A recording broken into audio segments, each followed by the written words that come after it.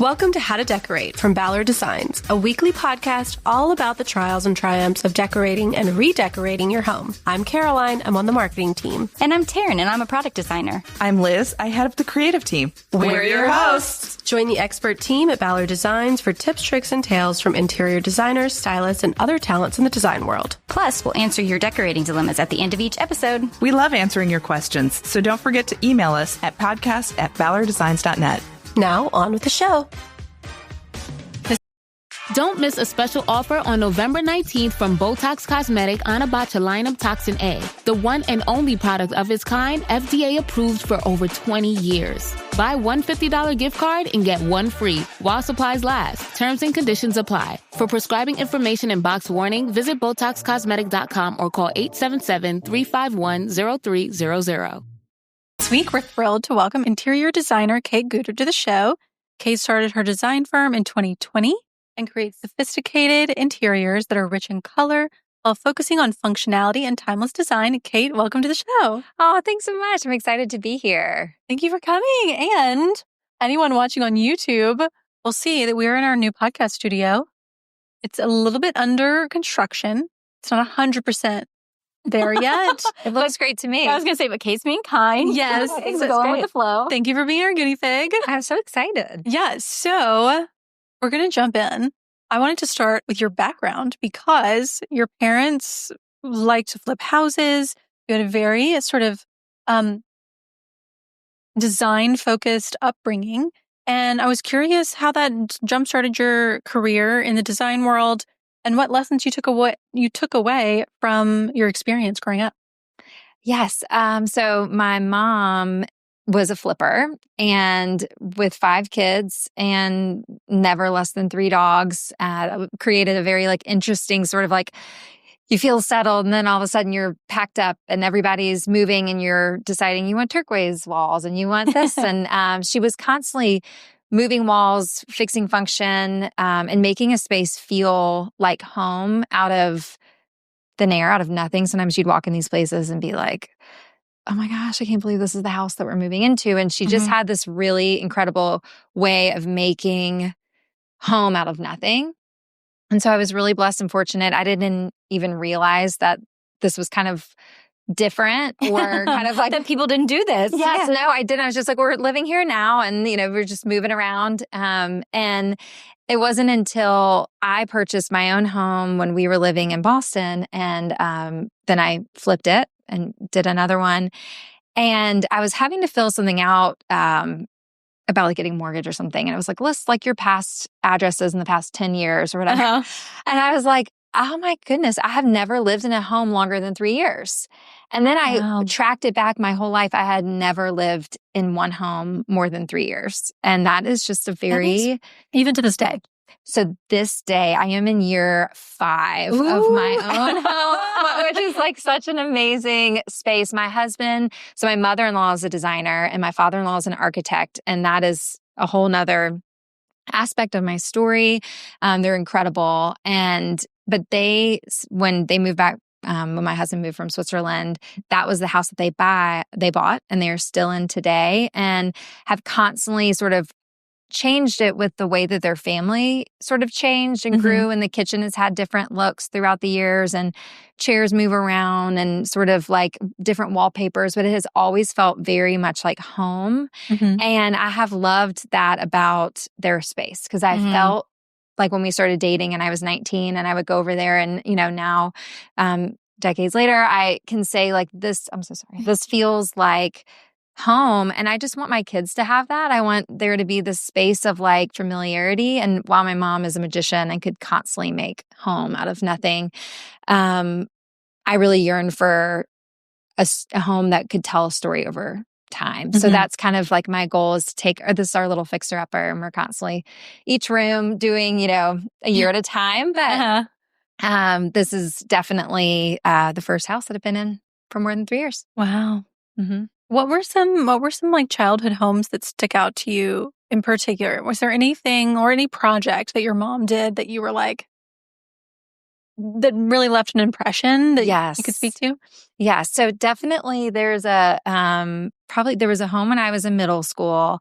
And so I have 4 older sisters and we each had our own room. And that was the first time that we each had our own room. That's big. Yeah, that is. It's a big deal for all the girls. We had our own laundry room upstairs because my mom was like, if y'all are upstairs, you are like doing your own laundry. And there was a rule that no boy was allowed to like go upstairs because it was just girls. We literally lived the same life. No boys were allowed up the stairs. But we only had 4 bedrooms. How many bathrooms did you guys have growing up? We had 3 upstairs. So okay. 2 girls shared a room, 2 girls shared a room, and then there was a single bathroom.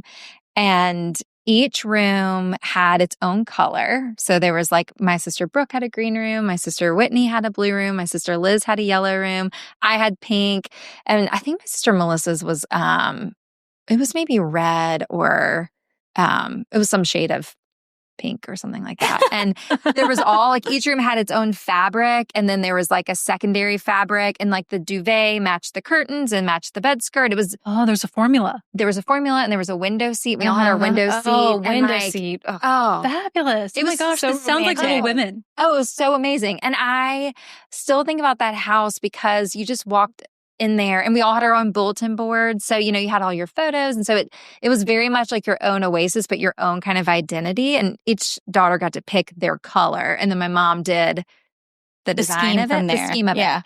And I have not done a room like this, but there's like a little bit of like an inkling, like if there was the right time and space, I would love to bring back that sort of like 90s. Yeah. Just like the same fabric just came in and took over the space. Yeah. I love it. Do you remember the fabrics that were in your pink room? Yes, mine was like a pink and green toile. And there was like a stripe, and like the front of the duvet was like a pink and green, and it was piped in pink. And then the underside was like a really thin, almost like a ticking stripe on the back. And they were scattered throughout. I want toile to come back. I know it's kind of coming back, but like to the 90s level. I think it's because it is a core memory probably for all of us. Yeah. Like there was And it's such a classic. It is. It's You a know? storytelling. I fabric. love that like all over toile look where it's the wallpaper and the fabric and the, you know? I think bedding. it's so great. And I think I've been thinking about this a lot because I do think there's a level definitely for me, and I feel amongst my friends, of just kind of bringing back things that felt like nostalgic to our own childhood for our own children. Mhm. Because I think we feel like a little bit of childhood today is being taken away by like technology and screens and sort of just this different world that we're living in, and how we're trying to create what we associate with childhood. And I wonder if that's like very similar in design, like that we're trying to bring back this feeling of what home felt like to us with like the stained wood kitchens and like just kind of parquet floors and different things that like I'm really drawn to just because I think it reminds me of my childhood. Oh, for sure. Totally. I think I so. love watching like the same movies Yes. that, you know, like Mhm. The Sandlot or like it's so Home Alone and all of those yes. movies that like were very millennial kids Yeah. watch. Yes. And my With my kids, kids, love and they them. love Do them. they love it? Yeah, they Yeah. like love them more than the other movies today. I saw a quote somewhere, and it was someone was saying that movies like in the 90s when we were growing up weren't better, but they were like better at being bad. Like not, you know, like those movies that were like weren't great, but they were like so much better at not being great that it was better than like a bad movie today where you're like, oh gosh, these flashing lights and it's just too much. Whereas like terrible sort of like special effects like weren't viewed as being like a mistake, I guess. You know? Yeah. Well, I think you're right because we asked you to, you know, do you remember any of the houses growing up? And you can specifically reach into this, like your memory for this one home, and you remember your room, and there had to be something about, you know, your age and the timing that also made it again this like comfort. And to your Totally, point, probably why like a toile will probably live as like a wonderful thing. Or vice versa. I feel like ECOTs for a while because I just remember them as part of, but in a bad way. Like I remember them in like reds and greens, Right. like where you're like, Too much. it was, And anyway, so in the same similar vein of like ones that were good and feel so good and nostalgic, like, and then the ones that you're like, ooh, that have Well, taken me there's a while. definitely to, certain like, patterns that could go either way. Like a damask, I feel like is oh, yeah. it can go a certain way. You know? Yeah. And I think there are some designers who can use it maybe better than others. Yeah, oh, you for know? sure. And I would say that that's kind of how I feel about some of those like very specific patterns is I totally can appreciate someone else using it in like a fresh contemporary way, but I don't know that I'm ready to bring it into my design. Yeah. Yeah. And then also what style of house? Like, like, would you need a Tudor style to do a damask? You know what I mean? Like, what pairs well per se? Right. Architecturally or like location too? Yeah. Well, what type of houses were they growing up? Were they like mostly traditional old houses that you were fixing up, or was it kind of all over the map? They were mostly all traditional, like Southern. I'm from Louisiana, so that has a pretty specific sort of style of home. So the last one that I was speaking about was a house that they built. So that was really like fun in that process too of like seeing kind of, we would go during the construction phase and look through all of it. And I stepped on a nail once and it went all the way through my foot. I remember that as well. So like I have these house and homes that have these like real thick Birkenstocks and people are like, oh, you should wear, work boots on site. And I'm like, oh no, I know these are thick enough that a whole nail like can't go through. So like I'm good. Like I'm scarred enough to know what to wear on site. But yeah, they were mostly traditional homes. And until, my parents bought a summer camp and the first house we lived at was this little cabin. So that was kind of the first sort of like really different style house. And I think my mom did a really good job. I don't know that really felt like home, just because it's hard there was that time in my life of moving at 14 to the mountains. And there was a lot of like figuring out kind of who am I and what is home and all of that at that time. But flipping houses, I imagine that, and you mentioned there were a lot of like moving of walls. What were some like, layout or flow or architectural changes that your mom made or you remember that you feel like are really effective? I think a lot about like the flow of houses when we were kids versus now. And everyone's talking about like open concept. And are we going back from an open concept, or do we like a traditional floor plan? Any thoughts on that? Lots of thoughts on that.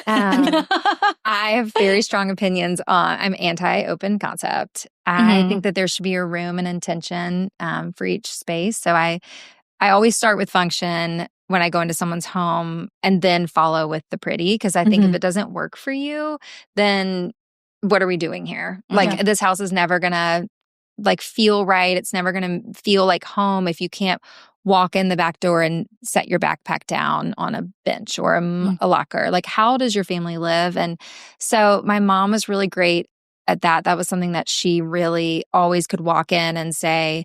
We did one house in Asheville, and there was a room that was going to become my room, and it was intentionally, it was like an office or something, but it was a ranch, and she was down at one end. My parents were down at one end, and right across the hall was the other bedroom. And all my sisters were off at college. It was really just kind of like that was a guest room. And because I was a high school teenager, she was like, you deserve to have kind of your own space and don't need to be across the hall from your parents. So she took one of the hall bathrooms. There were 2 powder rooms. She took one of those, converted it into being an ensuite to this office, and kind of made this office powder room like an amazing space for a teenager. And I was able to kind of have a little bit of autonomy from them. And that is something that has really carried through with a lot of my clients. And sometimes I find that when they're in their homes, they don't even see how things aren't functioning for them anymore because they're just so in it. For example, I just recently completed a project last year, and it's one of my most like proud moments. This builder brought me in when the client was having trouble kind of making some design decisions on a bathroom. And I went in thinking we would be selecting tile and plumbing. And when I got there, she was walking me through and showing me her nursery that also had a king bed in it. And she was like, it's our youngest child, and my parents and in-laws come a lot. This is the bathroom that I want to redo because my parents are here a lot, and I want it to just be a nicer bathroom. And there was a crib in the room. And she was like, I don't think this is going to be our forever home because we're kind of busting out of the seams here.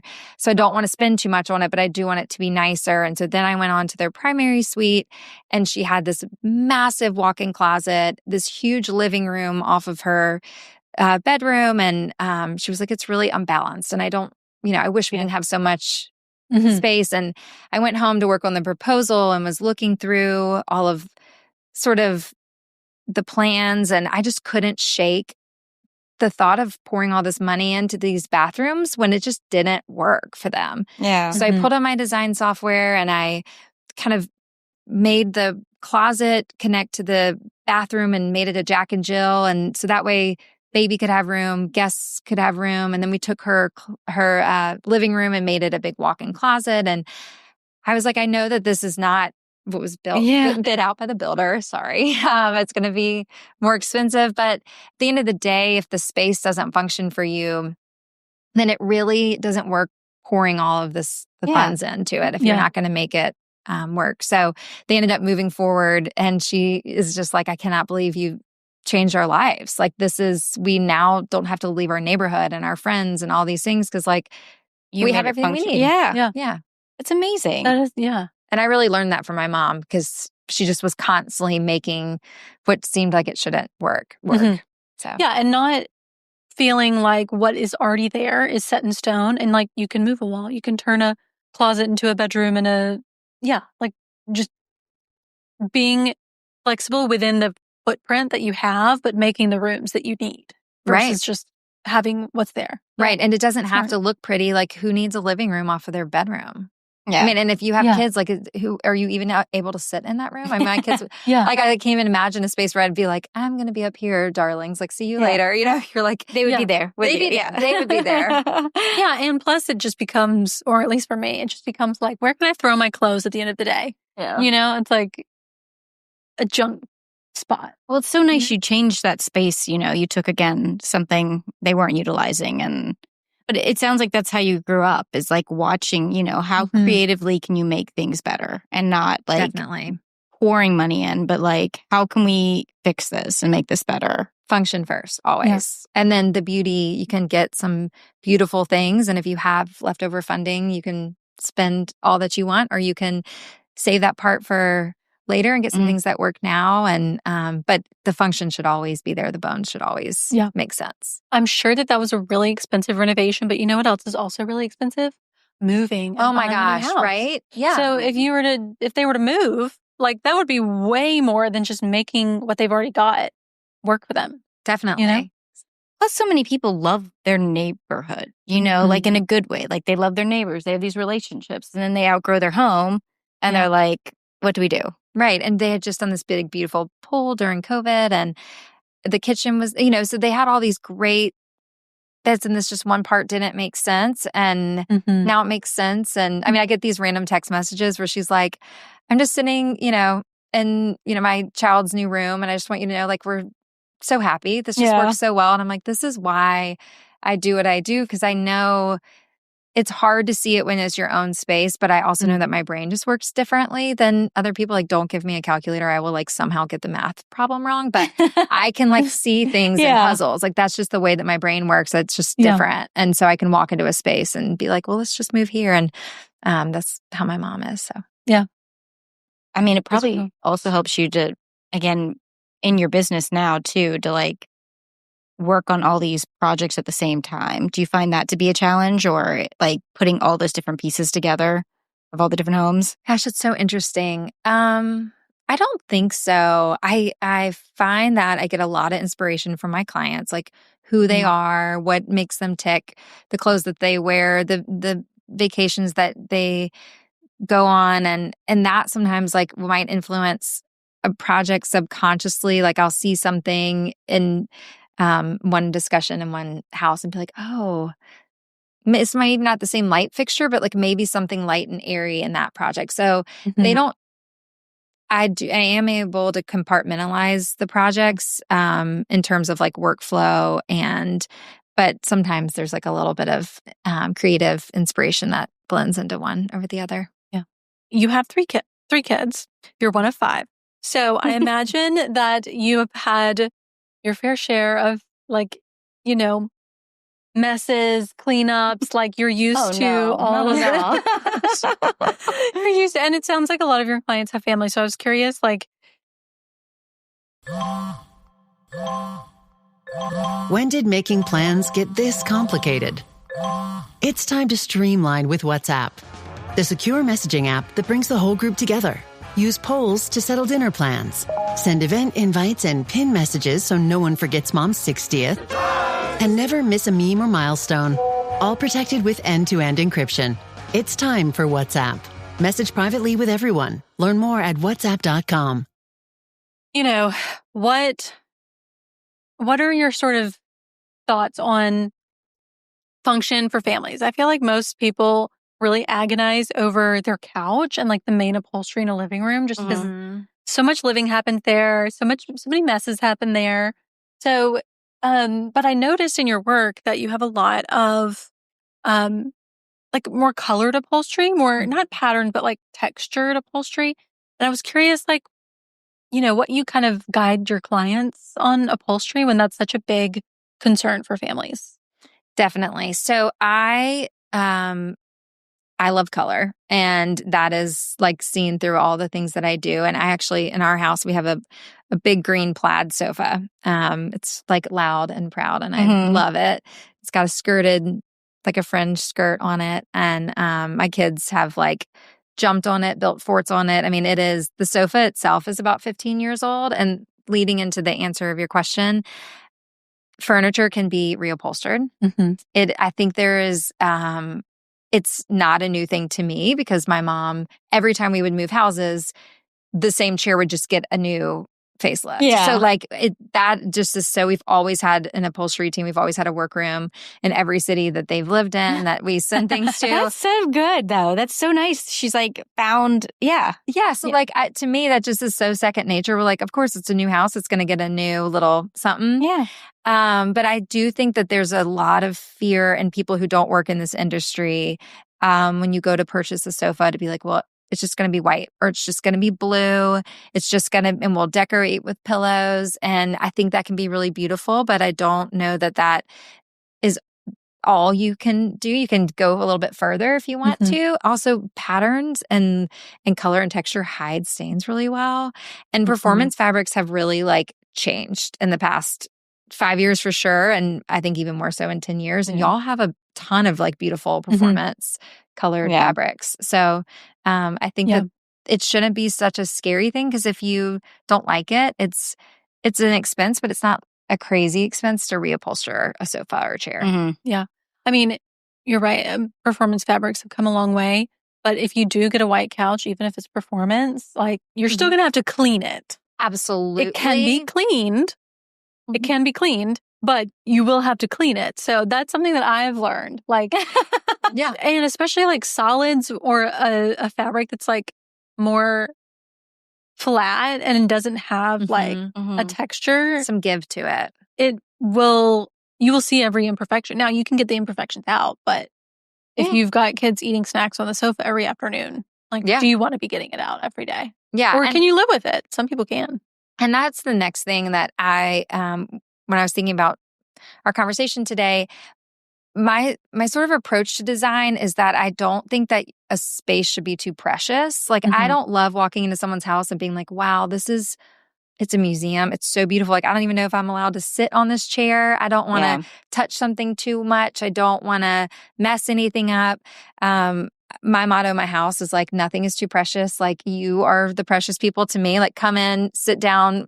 If you want to wear your shoes in the house, wear your shoes in your house. If you my little 3-year-old nephew jumping on the sofa, I'm like, he's having so much fun. He's a dinosaur, like in the jungle on my green sofa. Like, do not disturb him. Let him live. I wanted, like, my name is Aunt Bug amongst the family. And I'm like, Aunt Bug's house is a place where you can like come and be creative and have fun. And like, there's no one who's not welcome and not allowed to just be comfortable. And I would just never want anything to feel too precious. And so when I'm selecting things, one, you have to, not everybody is like that. So I understand that. But there should be spaces that are like that within your home, especially when you're a family. So selecting the right fabrics, that whether it's a velvet that's just got like tons of, we just did this beautiful floral chair from Decor, and it's velvet and it's got like a million colors in it. And like you probably could just take a crayon and just smear it and you wouldn't even see it because there's so much color on it. Yeah. And I think it's right in the family room and there's 3 little kiddos that spin around in it and make it a spaceship. And I just think that like life is for living and it should be beautiful, but it also should be a place that like having a mess and having fun and feeling comfortable, like home is a space to feel safe. And the furnishings should follow that.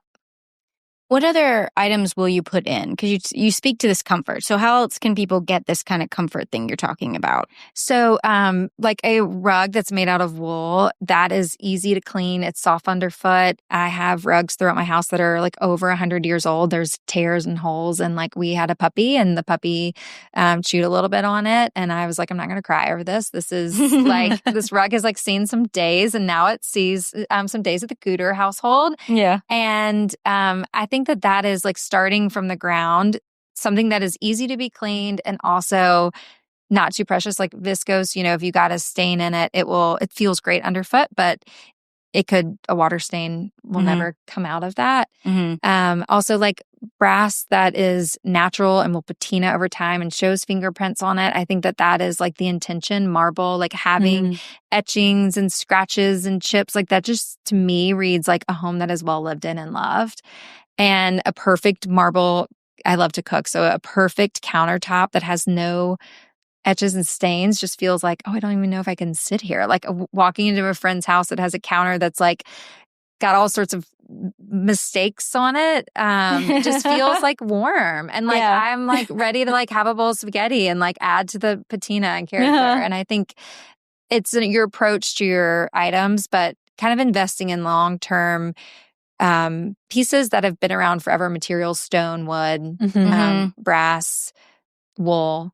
That is like just that will last this test of time. So no, those are good materials because I have a lacquered dining table and I can say that is one that scratches very easily. So it is very much like I'm either on the whatever, like live, or I'm like, don't dare go in there, children. Don't touch that surface. There's plenty of other tables.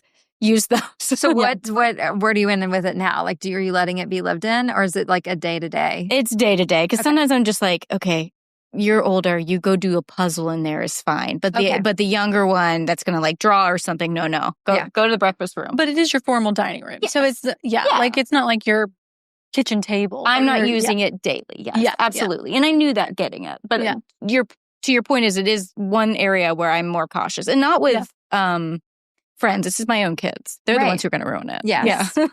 Sometimes adults, though, are the biggest mischief makers. I mean, in terms of like really breaking your stuff in. But that would have it in the other way. But like you said, but then it'd be like living with it. It's either live with it or get it fixed, to your point. Totally. So that was just that and acrylic. I feel like acrylic stretches. Yeah.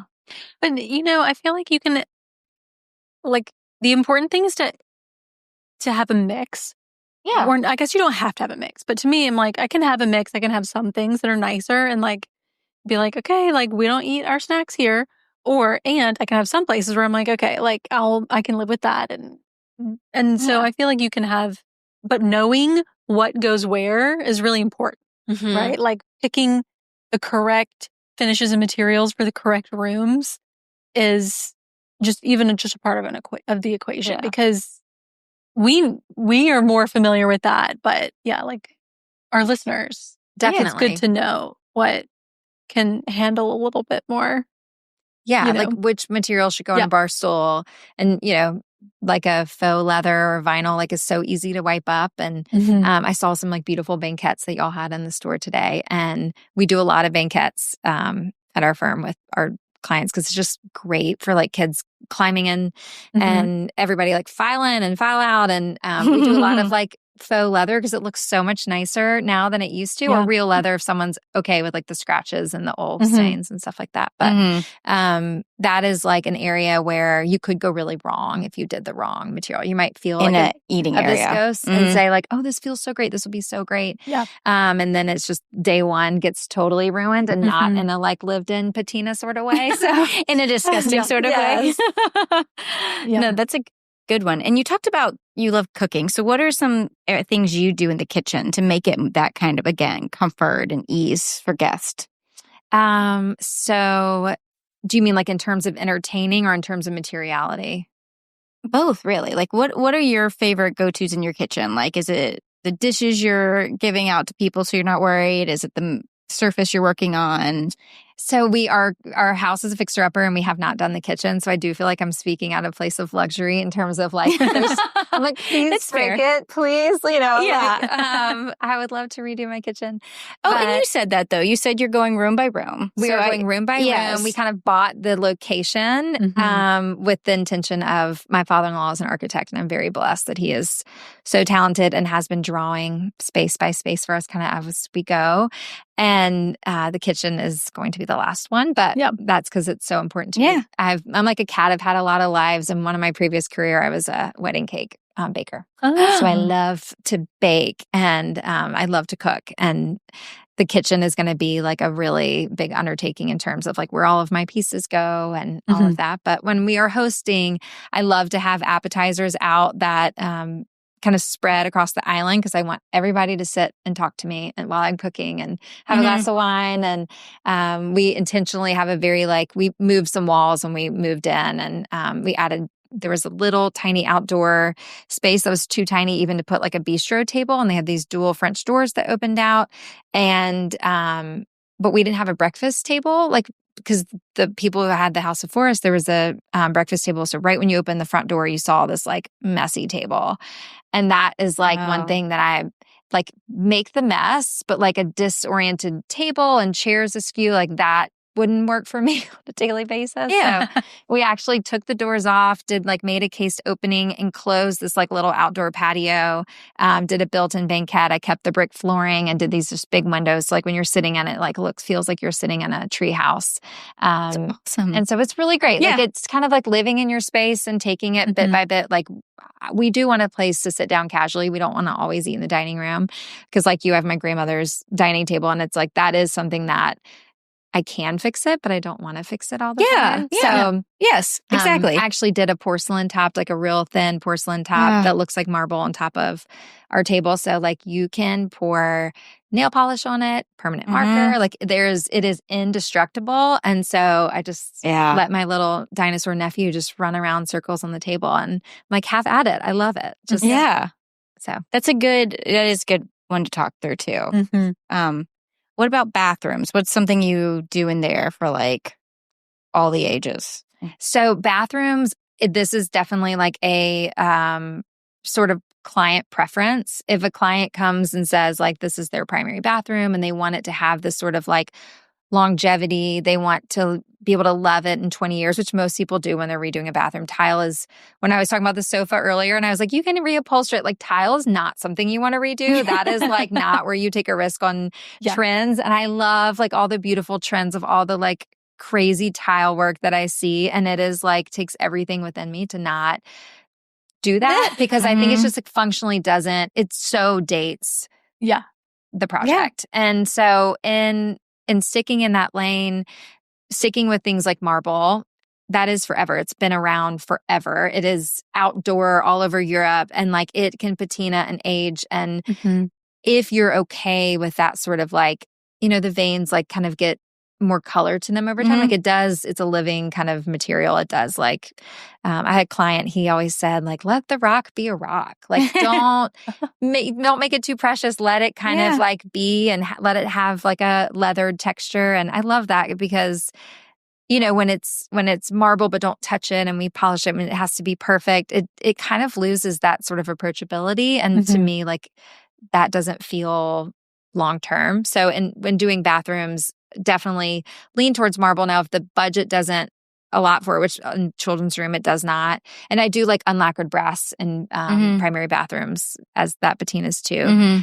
And if someone doesn't like a patina look, then we'll do a porcelain, but do a very traditional sort of classic design, maybe a checkerboard floor or a penny tile. And I usually lean towards a warm polished nickel. So something that feels timeless. You'll never look at that and say, oh, that's so 2025. It's just, yeah. So, and you can have fun with the wallpaper and the window treatment and all of that. Yeah. And the mirror, the window, the lighting. Right. Sconce or something. Yeah. A lot of them more removable. Right. Yeah. Yeah, you're not going to get anyone in there with a sledgehammer to change out your tile, right? No. I mean, that is real serious because it's dusty and it's messy and it's not something that you want to do every 5 years. Yeah. Yeah.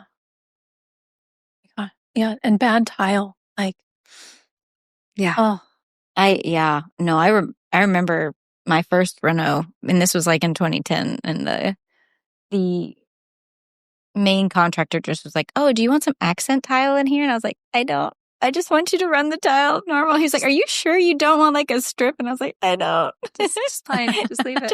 Can we just go with the whole just the same?" And I remember him being like, "Okay, your decision." And I was like, "It was my decision. Thank you." they really wanted to like zhuzh it up. You know Taryn. the They were strip I'm bored with talking your- about? That totally. it was one line of like brown, tile. And I feel like it's always brown. I love all the great tile work. And like, there's definitely a part of me that is like, oh man, I just would love to lean into that harder because it's so beautiful. But when you're dealing with people's money and my clients, that is not something that they want to do all the time. Like they're coming to me because they were like, we need help. This is a big project. They're not wanting to come back in 5 years or 10 years and redo it. Yeah. Totally. I'm thinking of a friend of mine who did a whole project redoing all the bathrooms in her house and like did her daughters and sons' bathrooms, and like one was pink and it was a Jack and Jill, and then she did one, it was like blues for her son, and then found out that she was pregnant with twins and was like, I wish that I hadn't maybe been so specific, because had I known I was going to have 2 more kids, then I might have like rearranged their rooms a little bit because we thought we were done. But now, like, she's kind of stuck a little bit. Like, she could probably do a few things and like change the wallpaper and stuff. But pink is hard. I feel like blue, we're doing a little girl's bathroom right now and we're doing blue. And it's like that feels timeless and has some legs on it. Pink that's harder to kind of, maybe stick to. Because and they weren't even selling it. And like, if you're selling it, that's one thing. You're kind of passing it on to someone else who might be annoyed with your tile. Right. But this was like something that she picked and she really loved. But she was just like, 6 months ago I loved it. And then now I'm like, oh man, I still love it how it looks, but it's like limiting her, Totally. And we took that approach, and a lot of listeners know because we built or whatever, but I ran out of mental capacity to design the boys' bathrooms. And I went with all white. I was like, we're just doing white subway in here, your little boys, and white vanity. Ever. And we, like you were saying, and that way everything else, from the tile up, I can paint it whatever, we can add whatever window treatments to add pattern. But it has allowed, like, it's a fully, I mean, it is boring in a way, but like I added hardware on the cabinets. That was a little fun. A fun mirror. Or like little sports things. I mean, my boys' bathroom, same thing. We moved in our house. I just did all white tile, but I did go up, 40 inches because I was like, there are 2 little boys and they are just running around, splashing around. I mean, like, if anyone has any tricks for how to get your kids to not be so messy in the bathroom, I would love it. Because it's just like, nope. They're just, they're busy. Sorry, we can't help. They're busy. They don't have time to like use a towel and, hang things in the... Oh my God. And they're like little tiny pieces of toilet paper all over the floor. Yeah, I think that's what I mean? Like, do y'all ever have that? No, I was just going in my brain, my latest story where he wanted the new roll on his thing. So he just like used a whole bunch of toilet paper. And I was like, what are you doing? He's like, oh, it's time for a new roll. And you're like, no, it's not. Is your toilet paper like fun? Like, is it like, okay. No, sorry, it's not. It was fun to him. I don't know if it was like, I don't know, something like a patterned one or whatever. I don't know. I'm like, I'm intrigued. No, I'm like, why are there like tiny little like flakes of toilet paper all over? I think they think it's like some sort, like maybe it was confetti at one point. I mean, I think I don't know. The way the kids' brains work. Yeah. It's so fun. I mean, I oftentimes am like, I wish that my brain worked that way still, because they can just make this whole magical world out of nothing. So. And we see it as messes. Yes. Just mess after mess. Is there anything that you, actually, I was thinking about, this sort of goes along with kids' rooms. I was thinking about kids' rooms because you have several in your portfolio that I loved and are so pretty. And I've been thinking recently because I kind of have redone my not redone, but like, I decorated my girls' rooms and I did a wallpaper or a pattern on the headboard. And when I sort of was putting it together, I was putting it together with like it tidy in mind, right? Like I'm putting it together thinking of what it's going to look like when it is neat. Yeah. Right. And it's best. Exactly. Right. But it never looks at its best. It always has like, every single picture she's ever colored and like all of her art projects. And I love all those things, but it's hard to like live with. Well, I've thought like, is there something I could have done when I was decorating it to make it to where this looks good every day and looks put together every day instead of like all the little, things that you get from goodie bags, like on every surface and like all the trinkets. It's so interesting because I think every like mom can relate to the story you just told. And all of those beautiful rooms that like were so intentionally designed. When we shot them, like we went in and pulled all of the trinkets out and all of the bits and all of the things and, ironed all the stuff and got it all looking back to the way that it was designed. But I've just had like a shift in thinking about how when I was little and I was at my grandmother's house. So my grandmother, before interior design was like even a trade, she went to Ohio State and had a home ec degree, and she would decorate too. So she had beautiful homes, and every room had a color very similar to my mom's. So when we would go, there was the green room had this like beautiful canopy bed, and the blue room had 2 king beds in it, and it had this like hidden storage door where you would like go through a closet and then you would open up this hidden door and it like connected around. And I always wanted that room because that was like where the secret fairies lived. And I would pull off these things in there, and she either like sweetly left them there or did not know that they were there. I created all these homes and villages like back in this like little storage, and I would just spend hours. I'm sure they were like, Kate's so entertained, just leave her up there. Like whatever she's doing is fine. And I go back to that memory of how magical and accessible that room felt to me, and how that sort of like creative freedom, we all want that for our kids, right? Like we all want them to feel just not attached to a screen, not having to be in a certain box, and just being able to really like let their mind go there. And when we come in, and I'm like the worst at doing this, I come in and I'm like, everything's going in the trash can. Because my kids are like very creative, all 3 of them. And there's like a million, they've really, their rooms are their rooms. And but I just think back on like how that is the safe space that we've created for them, and like those little knickknacks and things, that's their world, So to us, it's like this little messy thing, but they're so much smaller, and they have like where it looks like a little tiny ball to us, to them, it's like, Saturn or something. And they just, so I try to give grace in terms of the mess, and I don't do a very good job at it all the time, but that is my goal. This episode is brought to you by Nespresso. Gift magical mornings with Nespresso Virtuo Pop. Compact and stylish, Virtuo Pop is made to meet every morning coffee craving. From espresso to coffee, hot or iced, at the click of a button. And celebrate the season with Nespresso's limited edition coffee flavors. Sweet almond and hibiscus, cinnamon and candied tamarind, and festive double espresso. Magic in the making. Shop the holiday gift collection exclusively at Nespresso.com. Yeah, so it's embrace. I think the answer was embrace. Well, I'm not necessarily trying to get rid of those things. I'm not necessarily trying to get rid of those things. I guess I've just wondered, like, is there something that I could have done to add more of a framework or like carve out, I don't know, something to where like there's a balance, right? They pull it out. They would like pull it out into those rooms, even if you had a box and we're like, put all those things in here. Like my kids have a desk and they have made like curtains and a house, and there's all these like dolls that they made out of sticks that live in there, and they have real dolls. Like I don't know why the dolls have to be out of sticks from outside, and like there's ants on them and like moss, and like do they have to be stick dolls? But that is the dolls that live in the house, and I don't think that there's anything we could do to to make it better. I think that they're just...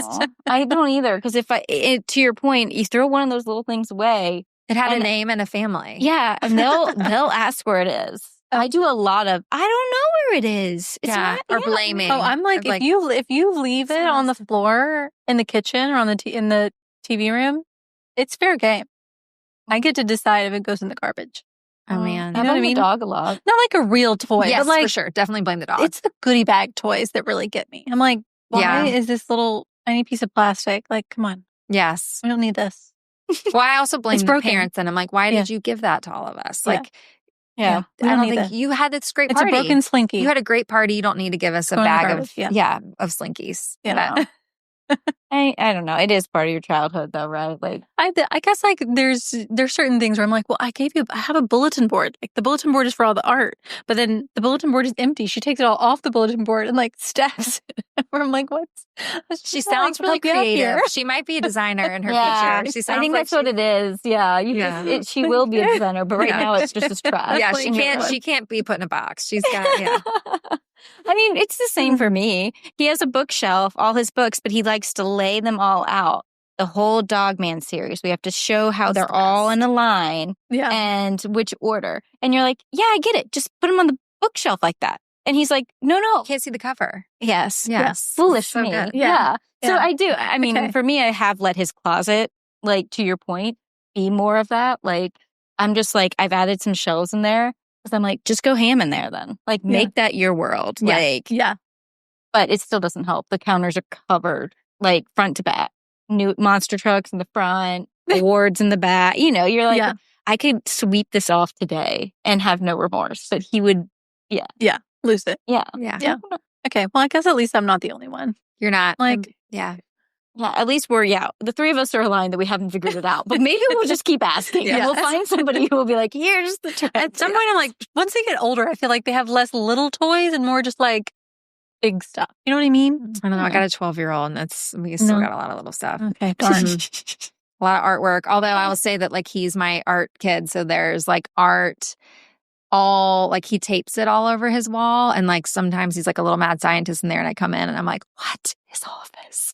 He loves history. And so he'll paint like these portraits of all these historians. And it's like a little art gallery on his wall. That sounds cool though. Yeah, it is cool. But it's like, they're like sheets of paper, you know? Yeah. And some of them I have framed and they actually hang on our gallery wall because I love them. But yeah, there's a lot of them.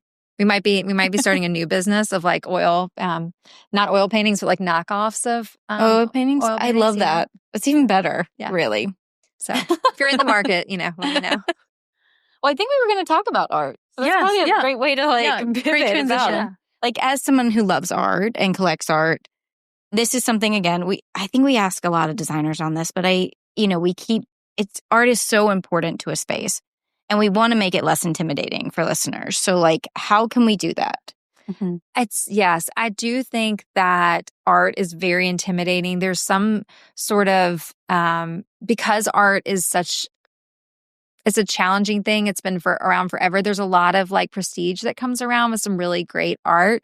But you don't have to have like a special degree in, to be a gallerist, to have like a beautiful collection of art. My husband and I, one of my most favorite and treasured pieces, I was studying abroad in Barcelona and we had only been dating a very short time and I was 19 and he was like tall and had this like long curly hair and he played all these like old hippie songs on a guitar and he was teaching me how to play and I packed up my guitar and like flew across the ocean with it and my 5 roommates in like a 1-bedroom apartment were like, get out of here with that guitar. Like you don't even know how to play it. Like why did you fly to Barcelona with this guitar? And so I would go to this park and I would just sit and like strum terribly. And there was this like artist guy and it was just this little park outside of our apartment in Barcelona. And so when my now boyfriend at the time came to visit, I was taking him through the park and the street artist had this like 4x16 kind of sketch painting of this like tall, long guitarist. And it was like 15 euros and we bought it and it hangs in our house today. And I just love it because it was not expensive, but it reminds me, it like gives me goosebumps just like where we were and this like just like how crazy in love we were that I like brought this guitar across the ocean. And now my son, like, is going to art school next year. He played the guitar for his audition. He played Mr. Tambourine Man by Bob Dylan. And so it's just kind of like a full circle moment on how art doesn't have to be anything priceless or like by some big name. Like sometimes it's just something you find from a street vendor and it makes you feel something. And I do have some clients that we go on a lot of art sourcing trips. So one of my favorite places is in Charleston. And there's one really high-end gallery, Meyer Vogel, that I love, and George Gallery. Those are both some like, not everything is high priced, but you can get some like really kind of pieces that are more investment pieces. And then there's some more approachable galleries that are down on King Street. And one that I love is Miller Gallery, and just kind of a little funkier and fun. And I've taken a bunch of clients down to Charleston and been like, let's just see what you feel. We have, hop around the galleries, and sometimes we're really successful, and sometimes they just get one thing that they love. But art isn't something that you can walk in and just say, we have to fill these walls. Like that gives me the biggest ick. Like I think I'd rather see a blank wall and have something that takes time for you to fall in love with than for you to just go online and purchase. Like it should be something that makes you feel something. And again, going back to function, if the room is meant to be calming and studious, like maybe the art reflects that. If the room is meant to be fun and bright, and maybe the art reflects that. And sometimes the art doesn't make any sense. It's just something that made you feel something and you want to have it in your house, and I say buy it and we'll find a place for it. So whether it's getting nailed on top of a bookshelf or if it's going on a staircase. I also love for art to be silly sometimes. So it doesn't have to be like, I was telling y'all earlier about my sister's tuna, how it like judges you while you're eating dinner. My sister is an artist, and she paints. She's a fisherwoman too. So she paints these like beautiful fish paintings, and they're very like realistic, and I just love them. I think that they like have a playfulness and a seriousness to them. There's like a pull there that I really like. And my husband really loves art. That is something that he takes super seriously. So he's more on a sort of hunt for something that has a little bit more of a history, of a story, some like a little bit more of investment pieces. And I'm grabbing things at flea markets and like antique stores. And we were in France recently, and I saw this art for a client, and it was so beautiful. It was a piece of fabric that the artist had taken and just sewn all these like crazy, like chaotic stitches throughout of them. And I sewed growing up. And so, when you sew, you knot it and then you clip the thread so you can keep the clean line, but she kept the threads, and so they're all sewed on top of, so it's really like kind of chaotic feeling. And then she painted with these really beautiful pinks and blues, and it's like feminine and floral but like chaotic, and it's just cool. And I like sent it to a client, and I was like, I think this needs to go in your living room, and she was like, I love it. So sometimes the clients find art because it makes them feel something. A client texted me a couple of days ago. She's in Portland. She was like, we love this barn painting. And I was like, get it. We'll hang it up. They're in Chicago. And then sometimes a client feels really intimidated. And even in the galleries, it's hard to see how all of those pieces are going to go together. And so we'll buy things when we are at flea markets or in different places, and we have like some stock at the office. And so sometimes we'll pull a bunch of things in and lay it out, and the client will be like, this feels right to me. So I really don't think that there's a perfect approach to art, but there's just a lot of different ways to make it work for you and your space. Yeah. And I mean, I'm with you on that, where I've bought certain pieces, but then it's just either too small, like where it needs to live with other things on a wall. And that's a me problem too, of like, we have a lot of space, like a lot of big walls right now because it's a newer build. So there's just a lot of wall. And I'll buy something, or I had things, and it really is like, all right, you can't be alone because there'll be too much space around you. So I've been kind of holding it and like trying to place it with other, like waiting to get more.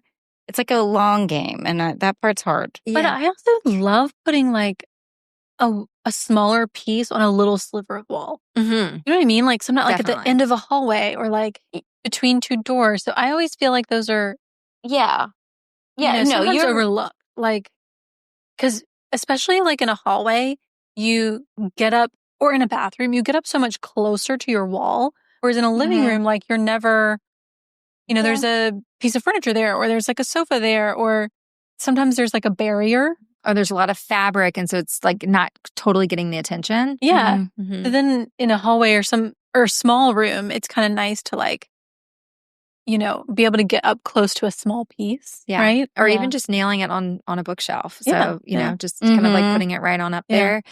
I do think I have a client who we went on this big art trip with. We got all these great pieces, and they got just a little like nervous about hanging things up because we didn't have all the pieces together to like totally see how the room would go.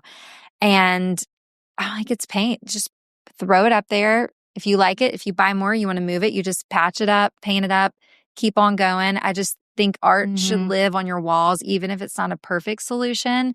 Put it up, enjoy it. And my husband and I probably twice a month, we like rip all the paintings off and move everything Oh my out. gosh. Twice a month? Yeah. I mean, not all of the art, but like definitely some pieces. He likes to piddle around and move things around, and That's a lot. he loves to do that. And I'm like, just leave it there. We just recently, we had this one gallery wall going up the stairs, and we just had collected enough pieces to start the second one. But until then, they've lived on other walls. Then the intention was always to go here. But I didn't. I was like, I love these pieces. I don't want them stacked up in a closet. So they're going to live in a powder room. They're going to live on a hall. They're going to live in a place that's maybe not perfect. But now they're all going up there. And it's a collection of like really nice pieces. And also like my middle child, he did this great self-portrait that I like am obsessed with. And it's right up there in the middle of it. So that's awesome. It doesn't have to be perfectly curated. It's so much more interesting when it's not. That's good advice. It sounds like, Taryn, you just now need to start getting the really big, like a couple really big. Yeah. I do feel like those are harder to find. Yes. You know what I mean? Or harder maybe to decide align on. I was going to say, it's because they're usually investment pieces. And then to align, I think, with whoever you live with. So for me, it's my husband. And I have been where I've seen something and I have intentionally been like, all right, let's go to this gallery. I want you to see it. And then we've sat there and hemmed and hawed. But I will say we intentionally do try to go a few times a year and look at art, because I do want something bigger, because we do have some big walls. Because there is, it's also like if you do a bunch of walls with little stuff, you do become like... Yes. The gallery wall has to be very intentional. I don't think that every wall deserves a gallery wall. It becomes a little too like... Well, then it's too much less of visually. a focal point if you overuse it. You know what I mean? Like, Agree. It's in every room. It loses its power, I think, Yeah. Whereas if you have like a couple really good moments, then like they're more dramatic. Yeah. And I do think, I think you should go home and you should just hang some things up and move around. And who cares if you have a hole in your wall? Like, I'm going to do it. This giant painting that I fell in love with. It was so big. I couldn't even fit it in my car. It's 60 inches by 60 inches. And it was just one of these paintings. I was there for a client and I was so like gobsmacked that I was like, oh my gosh, I love this. Yeah. I love this painting.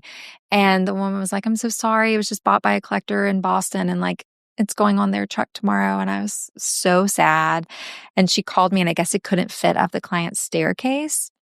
So she was like, it's headed back to Charlotte. Like, do you want it? I was like, don't even bring it back to the gallery. Just like bring it right on to my house. And oh, that's awesome. My husband's like, it's too big for that, like over the sofa. And I just think it's so interesting because like I want it to also like stare everybody else in the face like it does to me. Like I think it's just so amazing. I don't want it to like have too much room to breathe. I think that it's interesting over my sofa with my kids jumping on the sofa.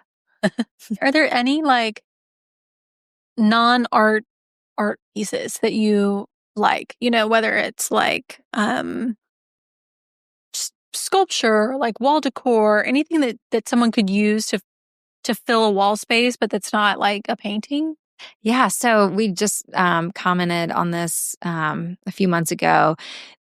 I have a lot of my grandmother's china that was like hand painted. There's some great little wall mounts that you can buy off Amazon. They're just like little tiny brass bits, and you can hang them up, and they're in my dining room, and they're mismatched, and a lot of the pieces broke, and I don't have enough to enjoy them to eat on them, but they remind me of eating at her house. So they live in my dining room, so that's a really fun thing. Also, when I was studying abroad, we were in Morocco, and there was this like beautiful old window, this Berber window, and it's like got all these beautiful like hand painted details on it. And I don't know why at 19 I was like in love with this window that was on a dirt floor that nobody else wanted, but I bought it in the markets, and it also hangs in our house. How did you get that home? I like don't remember. I mean, I think I like it's like they like wrapped it in cardboard, and like I carried it home through customs. I don't know. I did. I don't know. I mean, it's kind of just like that's something really, Taryn would do. Yeah. That and my guitar. I was like, all right, here we go. You literally had, you had not a hand free. You were like, I got my window, I got my guitar, I'm ready to head home. Oh, that's funny. Yeah, that is funny. Yeah. But it is fun, those pieces, like you said, that you gather that aren't precious, and then, to invest in a few too. So they're great stories, just to kind of remember those different times. And I love sculpture. I think, there's a lot of different makers and people. And I do a lot of high and low, like we talked about earlier, which I know a lot of people say, oh, a mix of high and low. But I do think anything that you can invest in, if that's where you're thinking you would like to invest, is putting it up on the wall or hanging it from the ceiling, whether it's like a light fixture or something. That's just like a great space to kind of, it could enjoy it without worrying that it's going to be destroyed. So, yeah, I always feel like lighting is like the best investment if you have kids, because it's, I guess maybe if you have some balls or things in the room, but why are you giving me this look like you have no idea? I'm waiting to see where you're going with this, because I'm like, yes, there is always a ball flying in my house. Like there's always. Well, yeah, we have less of those. Or Nerf bullets. I'm like, it's less likely to get like if I'm going to splurge on something in here, a light fixture that's like way up high is probably the safest. Yeah, no, I think like a wool rug is like the safest. I mean. Because it's cleanable, but like, yeah, I guess, I don't know. No, you're right. I mean, in a way, but yes, I have girls, not boys, so way less, baseballs and soccer balls than you probably have. I will say sculpture I do worry about. Like sculpture's still where I'm worried if I put something, it will get knocked just based on running. But it depends on the sculpture. Yeah. Or like the height. Put it up on a tall bookcase. Yeah. And or if it does mount to the wall. It totally depends, like you said, kind of what it is. Yes. Yeah. I have this big woman from Korean company, and I'm not sure like if y'all have seen them, but she's lying down and she's kicking her leg up, and she's got so much personality, and it's like you open my door and she's like sitting in my foyer like, welcome, like we're gonna have a great time. And it's just it's super heavy, and it's a sculpture, and like is my it kids, metal? It's metal. Okay. Yeah. And I feel like it can really like really withstand the chaos of being in an entryway. Yeah. Yeah. And that's a great example of like something that can work but still be art. Yeah. You were giving me the funniest look when I literally was like, what about a lamp is not going to get broken, or a chandelier? No. I feel like lamps are targets. Yes, more vulnerable. But like a ceiling fixture or like sconces feels less risky. Yeah, sure. I'm just in a weird place in life. I'm like dealing with Nerfs and balls. Yeah, Nerf guns. I know, but it doesn't, like my 12-year-old and 10-year-old, like they run around with all those things. Like there was a game that I walked in on them, and they were trying to throw paper airplanes through the front foyer fixture. Like there was like they were like that was like the goal. Yeah, and they were getting stuck stuck on fire. And I didn't even think about that, but there you go. Yes. And I'm like, why is that the goal? Like go outside and like make anything else. Like why do you have to throw it through the foyer fixture? But like they'll just that's just part of it. And I don't know. I think going back to just embracing it. Yeah. Yeah, we embrace. We do a lot of embracing. So we'll do a decorating dilemma. I'll read it really quickly. It's from Delita. And I think that's how she says that. I love that name. So. Yeah, Delita. I liked it too. Okay, I really enjoy your show. Thank you for taking my question. Of course, thanks for listening. We've downsized to a 1,500 square foot home and are working to maximize our small space for grown children and grandchildren.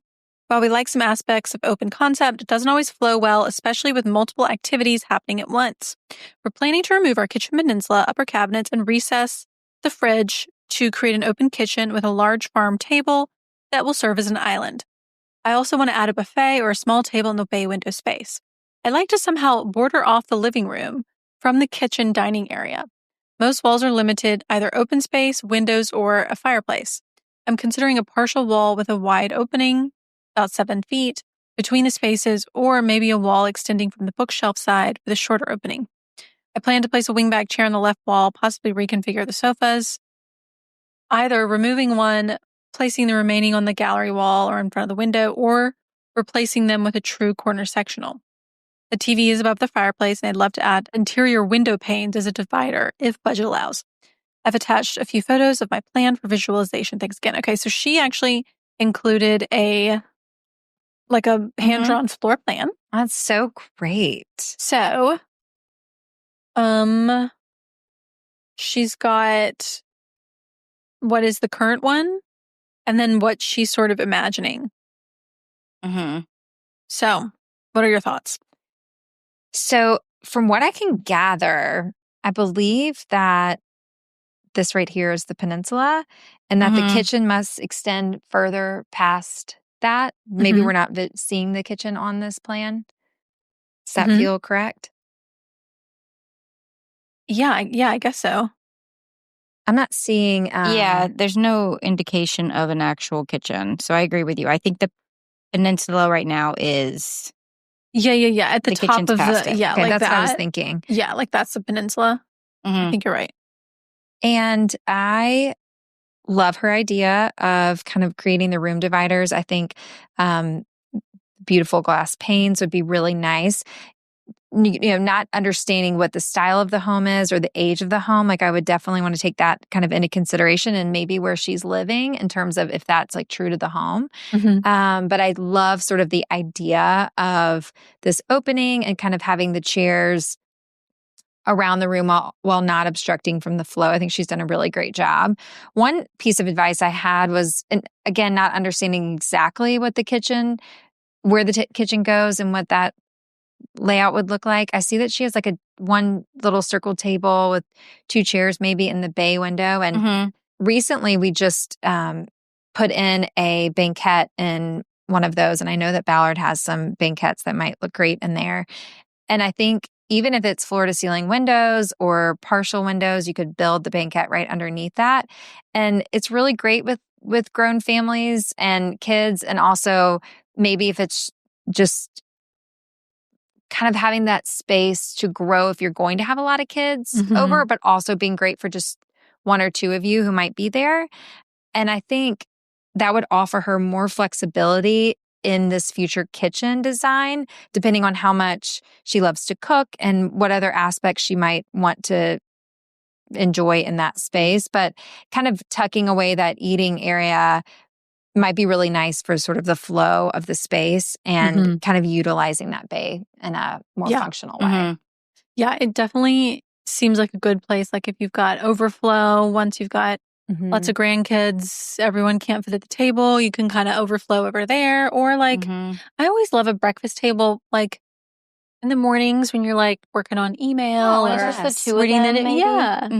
And coffee right by the window. It's really nice. And I think it would kind of offer, depending on if she's seating at her island, you know, maybe they don't eat at the banquette or dining table all the time. So that would be a nice place to sit down and eat, but it wouldn't have to take up so much square footage in the main level of the house. Yeah. Yeah. And then I was thinking also, having the partial wall, again, hopefully will give her space maybe for more seating in that living room. Because if it sounds like with the family and so much family, it sounds like having more chairs there. Mm-hmm. Because she also attached this picture of her inspiration for the wall. Yeah, I thought that was great. Yeah, very really pretty. pretty. Mm-hmm. And it'll help I always feel like it's a little awkward sometimes when there's not a divider at all, right? Because it's like, where do you stop the paint? Where you, finish wise. Yeah, so having some sort of cased opening is cased really opening nice. is, And I like having flow from room to room, and I like how open concept offers that, but I do think it's nice to have like a clear division, even if it's just a small one, of like this room is now transitioning into a new space. Right. So I think she did a really good job with that thought process. And even with this picture, like you can put use the space in front of these windows, right? Like if you wanted to put like a demi-lune or like a little plant stand or like a little side table with keys on it or like whatever she needs. But if it's just an opening, you can't really use it. But, anyway, yeah. Sounds like she's on the right track to me. Agreed. Make their holiday unforgettable with a gift that says it all from Pandora Jewelry. A gift that tells a story and shows theirs. That doesn't just sparkle, but speaks. This season, give a gift that's perfectly theirs. Whether you're shopping for a shiny surprise for your significant other, matching bracelets to celebrate your friendship, or a heartfelt gift for a family member, say more this holiday season with Pandora. Shop at Pandora.net or your local Pandora store. All right, well, Kate, thank you so much for joining us. Thank you so much. This is so much fun. So great to chat with y'all and to be here in your beautiful city of Atlanta and see your new office. So thank you for having me. Can you tell everyone where they can find you, follow you, and see your work? Oh, thank you so much. Yes, you can find me on Instagram at cwg.design. And my website is actually cwg.design as well. There's no .com. And those are the two best avenues to find me. So thank you. Thank you. That's our show.